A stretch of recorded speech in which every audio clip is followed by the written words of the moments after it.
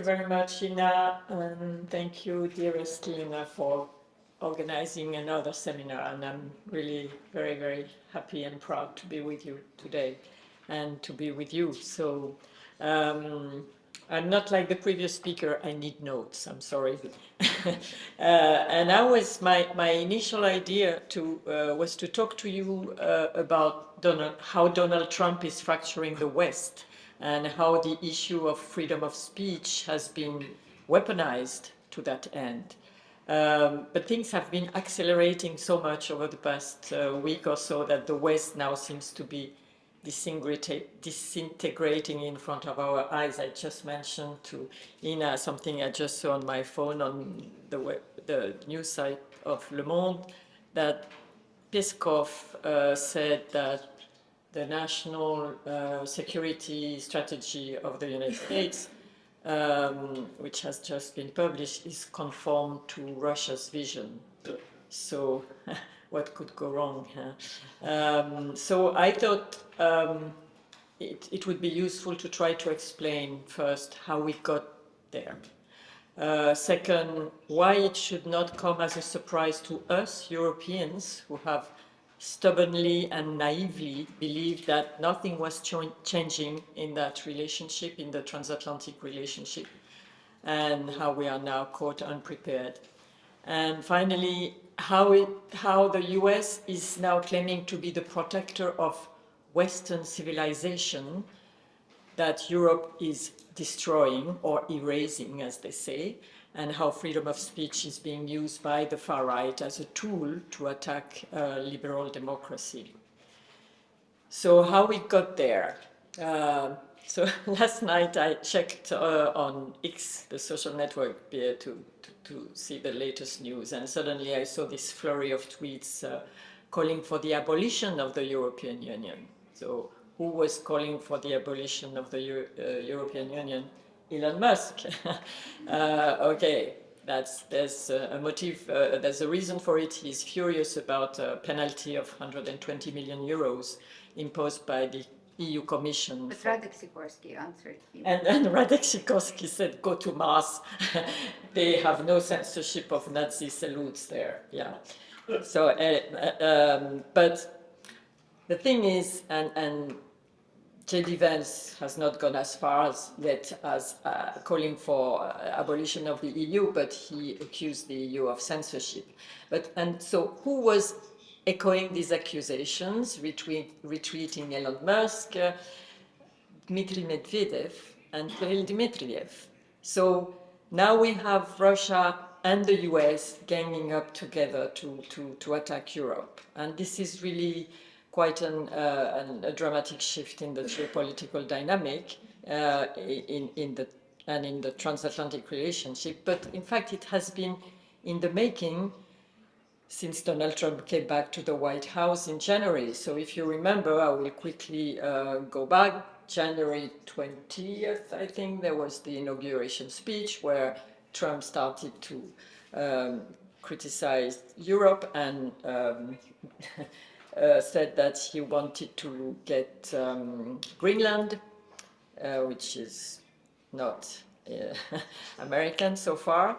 Then 3 weeks later, only 3 weeks later, J.D. Vance was in Paris for a digital summit, and he attacked already EU's regulations, mainly the Digital Services Act and the Digital Markets Act. And those two pieces of legislation, as you may know, provide a legal framework for digital services accountability, content moderation, and transparency, and so on. And of course, this impacts mostly the US tech giants who cover the market of the European Union. And then 4 days later, February 14, from Paris, J.D. Vance went to Munich to the security conference, and where he gave this now famous speech. And I was there, and I have to say the atmosphere in the room, I mean the hall where he gave that speech, was just, people were so stunned and flabbergasted, and you know all these Europeans couldn't believe it, that he would attack liberal values so strongly, to criticize Europe so much, including Germany, where the conference was being held. You know, you remember probably he didn't want to meet the Chancellor Scholz, then Chancellor Scholz, but he went to meet the candidate of AfD. And that was just before, a few days before the German election. So that was really something. And Munich was a conference, is a conference, the Munich Security Conference, where the West is supposed to come together to talk about how we face outside threats together. The MSC, in fact, the Munich Security Conference is the conference of the West. But now the leader of the West comes to Munich not to show solidarity, but to allow to attack his fellow Westerners. He claimed that Europe faces a greater threat from its own democratic failings than from Russian aggression. So that was, I think, something which is set as a kind of historic moment in our relationship. And then 2 weeks later came another shock, another attack, even more violent, I think, when Volodymyr Zelensky, who was invited at the White House, you know, as president of a country at war, because its neighbor, Russia, simply thinks that Ukraine should not exist as a nation. So Zelensky was ambushed live on television by the president and the vice president of the United States. Again, this scene, you know, which was seen worldwide, but has stayed in the memory, I think, of the Europeans as something really a decisive moment in our relationship. And a few days later, the United States abruptly cut all military aid to Ukraine for a week, including crucial intelligence and satellite reconnaissance assistance. And it was a kind of warning. We have done it and we can do it again. From then on, we have had a saga of several months of Trump's attempts to end the war in Ukraine by basically accepting Putin's demands, followed by desperate attempts from the Europeans who have been banging on the door to be included in those talks and trying to drag Trump away from Putin and put him back on the right track towards a just and durable peace for Ukraine, which is what the Europeans are trying to achieve. But this has all failed, of course. And then last month, the Europeans discovered that Steve Witkoff and Jared Kushner had been negotiating secretly with Kirill Dmitriev and agreed on a 28-point so-called peace plan for Ukraine.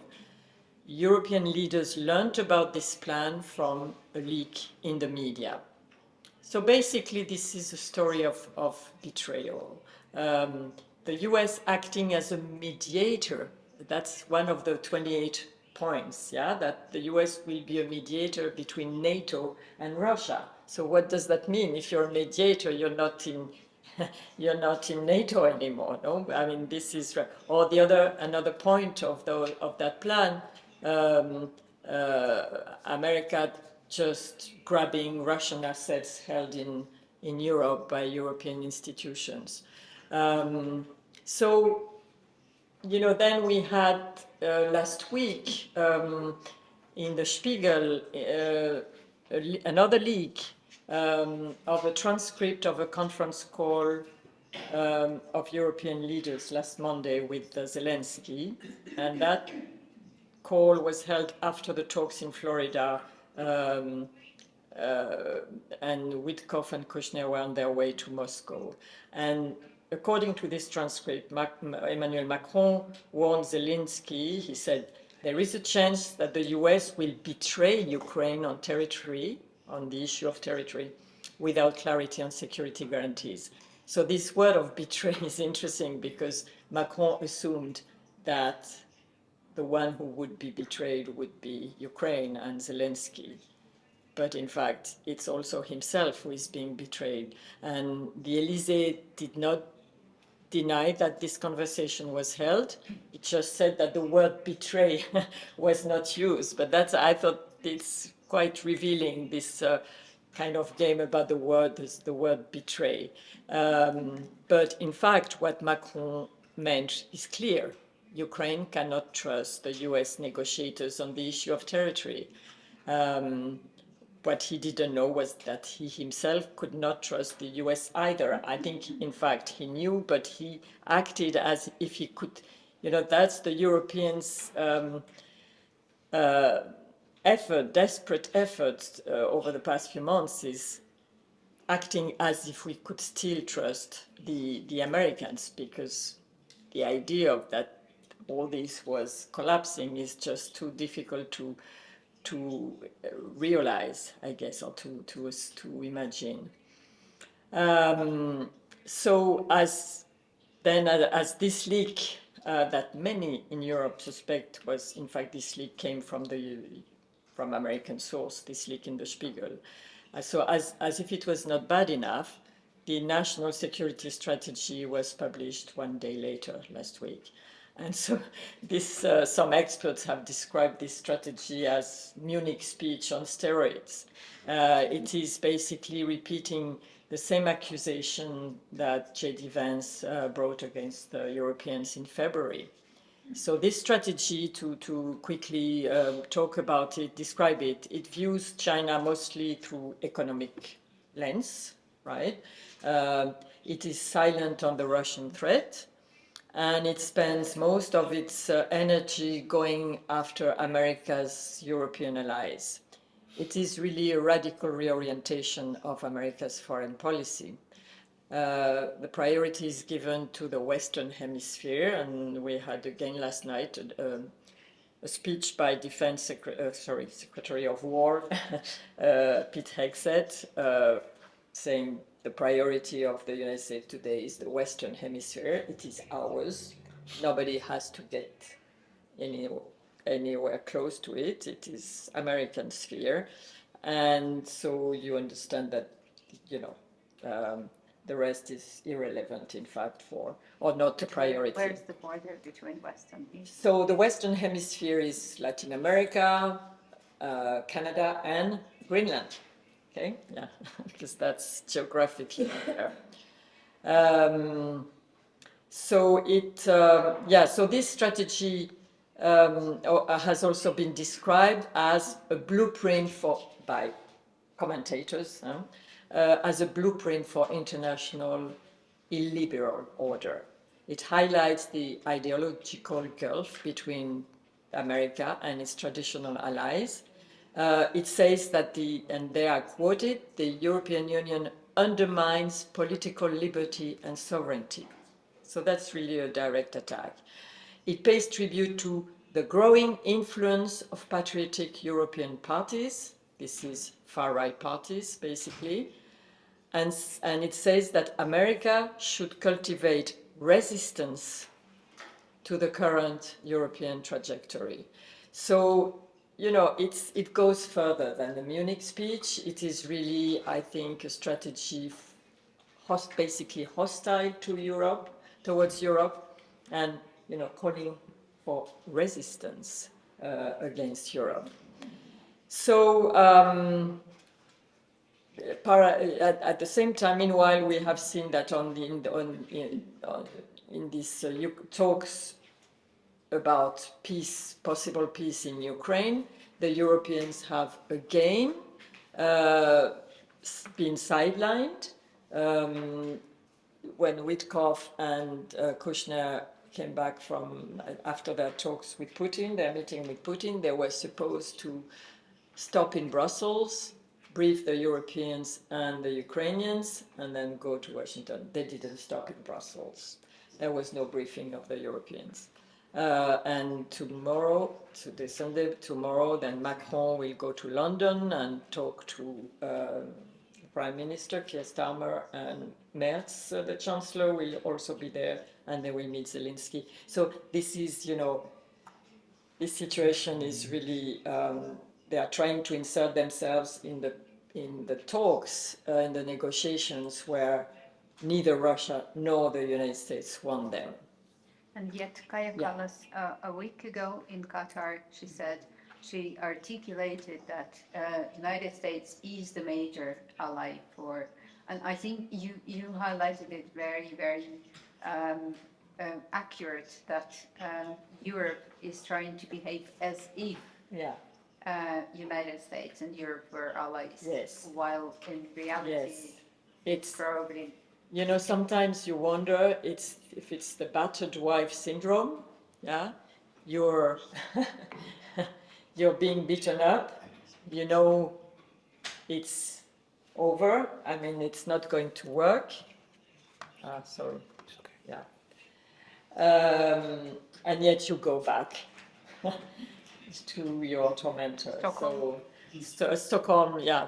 I don't know. I think it's more than like the battered wife syndrome, but any of those syndromes is bad anyway. So does Europe realize it is alone now? I think, you know, if we need more evidence, we cannot have more evidence than this. So we'll see what happened. And then my other question was, should Europe be surprised? Should we be surprised? And we shouldn't, because there have been multiple warnings. And I would like to take you back a little bit in history, I mean recent history, in fact, since the end of the Cold War. If you look at it from another perspective, you know, the West won the Cold War, that's the official narrative, and it's probably true. But from then on, Europe and the United States lost their common enemy, and our interests started to diverge. But, you know, it took time to realize this, of course. The United States was still the superpower. It was still, you know, China had not risen yet. And so it was not so visible. Then there was 9/11, and then the Iraqi war. So 9/11, the West again united. We went to war together to Afghanistan. And actually it was Europe who called for Article 5 of Atlantic Charter to assist the United States, to help the United States. But after that, the United States turned inwards, and then they had their eyes on Iraq. They got into the war in Iraq, and to take some of their allies with them in Iraq, they didn't hesitate to fracture Europe. You remember France and Germany were against that war. They joined Putin in opposing the war. And the United States really pressured some of the European countries, including this one, in the Baltics, those who were not yet members of NATO, who were candidates and looking forward very much to joining NATO. And so when you talk to Baltic leaders who were leaders at that time, they are very clear that that was the deal. You want to be members of NATO, you join us in the war in Iraq. So this caused a very deep division in Europe with lasting effects. I mean, the United Kingdom was on the American side, and it was still a member of the European Union at that time. So that was also a deep division between the UK, France, and Germany on the other side. That's one episode. Then Obama came, and we thought, that's great. We are back, you know, Bush is gone. Iraq, we can try to forget. And Obama is a Democrat, and he's a friend of Europe.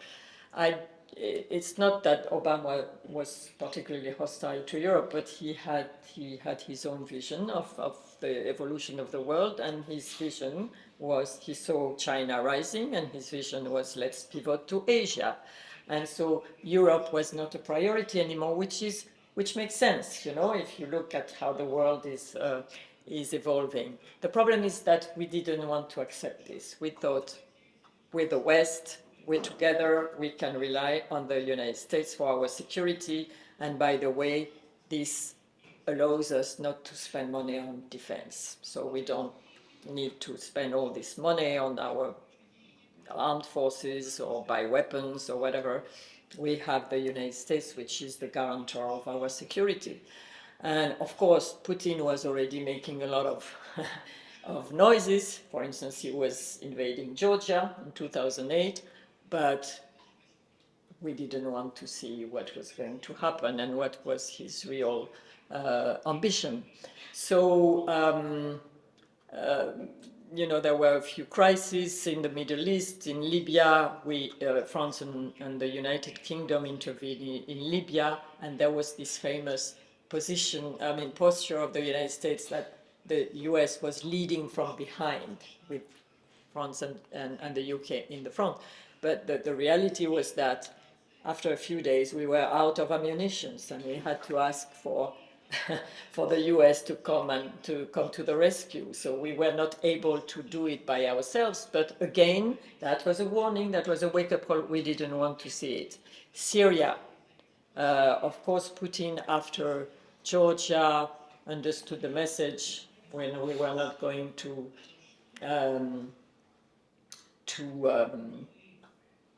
intervene. You know, we were too weak to do this. Syria, there was the US had set up a red line on chemical weapons. My friend Nathalie and colleague knows very well about that episode because she wrote a lot about this in Le Monde. Assad used chemical weapons against his own people. The American red line was, if they use chemical weapons, we will strike back, we will punish, there will be sanctions. And France, the UK, and the US were supposed to strike together, air strikes. The United Kingdom, the House of Commons decided not to go, and then Obama had second thoughts and told President Hollande, no, we're not going to go. So France couldn't do it by itself alone, so there was no sanction. The red line was crossed and nothing happened. And then there was Crimea in 2014, where our reaction was also very weak, to say the least. So in 2014, at the NATO Wales summit, Obama told his NATO partners, now you need to do it more yourself. You will have to share the burden. You need to spend 2% of your GDP on defense. 10 years later, I think there were about out of then 29 members, NATO members, I think only a few had reached that goal of 2%. And meanwhile, the populist wave was coming over Europe. Orban was elected in 2010. He's still here. In Poland, the PiS won the election in 2015. Then we had Brexit. And then finally we had Trump elected in 2016. And Angela Merkel, I remember when Obama came to say goodbye, he came to Germany, he had a very good relationship with Angela Merkel. They really liked each other. And Merkel said goodbye, and she was very sad to see Obama go. And she had this famous sentence, she said, now we must take our fate into our hands. What did she do to implement this promise? Nothing. We were kind of blind. We didn't want to see that.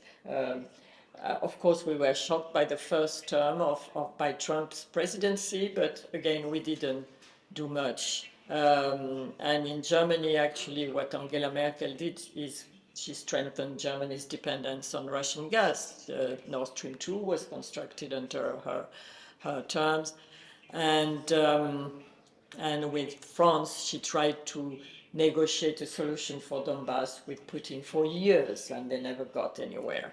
So, then 2022, the full-scale invasion, and again, the Europeans are surprised. They are not prepared. 2024, second election victory for Trump. Then we are not so surprised, but nobody expected his second term to start so aggressively and with such a speed. When he set his eyes on Greenland, on Canada, on Panama, then the tariffs, those completely crazy tariffs on April 1, US aid, and so, we looked at this and we were like, wow, wow, wow, wow. And the list of journalists. Yeah. The list is really long, absolutely. I think we were all yeah, surprised by this speed. We noticed that there were no more adults in the room, so there we are now. And so that leads me to the other question, which is, what is the West now? Yeah, and the European, your question on European identity, because this goes really is at the heart of this question. So the MAGA movement and Trump accuse Europe of destroying Western civilization with mass migration, with curbs on free speech and wokeism. Well, first of all, I think all these accusations, of course, are in bad faith. Migration is about the same level as in the United States. Wokeism actually originated in the US, and it's not practiced in Europe as the same level as it was in the US. And yet, again and again, Europe is a target of US hostility, particularly the European Union, more than, I mean, it's a very specific target. And there was another tweet that I noticed yesterday from Christopher Landau. He's the Deputy State Secretary. He's so number 2 after Rubio, yeah? And he had this, I read it because it's quite revealing. He said, when these countries, European countries, wear their EU hats, they pursue all sorts of agendas that are often utterly adverse to US interest and security, including censorship, economic suicide, climate fanaticism, open borders, disdain for national sovereignty, promotion of multilateral governance, support for communist Cuba, etc., etc. This cannot continue. Either the great nations of Europe are our partners in protecting the Western civilization that we inherited from them, or they are not. But we cannot pretend that we are partners while those nations allow the EU's unelected, undemocratic, and unrepresentative bureaucracy in Brussels to pursue policies of civilizational suicide. So Western, the word of civilization is the red flag. Exactly. So Western civilization, yeah, it's really the key words now. And the accusation of curbing free speech is part of the ideological war waged by the American far right. And Liena this morning reminded us of the importance of enlightenment. Which is different from education, you said, yeah. Well, enlightenment is a concept brought about by Europe in the 18th century. There's an interesting book which has been published recently in England, in London. It's called The West, The History of an Idea. And it's written by Georgios Varoufakis. He's a professor of history at Queen Mary University in London. And he says that the war in Ukraine has triggered a redefinition of what it means to belong to the West. He argues that Ukraine's resistance to Russian aggression and its appeal for support from Western democracies has forced Western societies to reconsider whether shared values and political solidarity can override older geographical or cultural exclusions. So in this sense, Ukraine's case demonstrates the flexibility of the West, despite its Orthodox identity and non-Western European location in some older frameworks. Ukraine is being reimagined as part of the Western political cultural community, because it aligns with some core Western ideals: democracy, pluralism, resistance to authoritarian expansion. And Varoufakis uses this redefinition to illustrate a broader thesis, which is that the West is and must remain a project in progress, shaped by political realities, moral choices, and collective commitments, not by geography or ancestral culture. He points out that though we generally think of the West as a community of states and values born from the post-World War II international order, in fact, it goes back to the 19th century, and yet he credits a French scholar, Auguste Comte, for this concept of the West. And so what I want to say here is that when the MAGA leaders and J.D. Vance claim to be the protectors of the Western civilization, it is in fact Europe which is the guardian of Western values, with enlightenment at its core. You know, and I also read an interview of Varoufakis in The Guardian where he said, what we are seeing today is a challenge to a version of the West that had America as its leader. But it doesn't have to signal the end. The West is crucial to Europeans, and they have been the core of it. America joined at some point as an offshoot. It has been isolationist before, and it may become isolationist again. So we may see a different version of the West for a while, with its core in Europe, as it historically has mostly been. So what can Europe do now?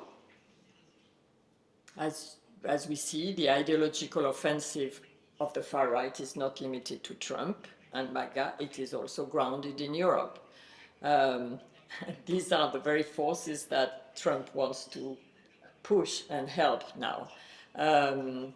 It's interesting that, for instance, President Macron recently, there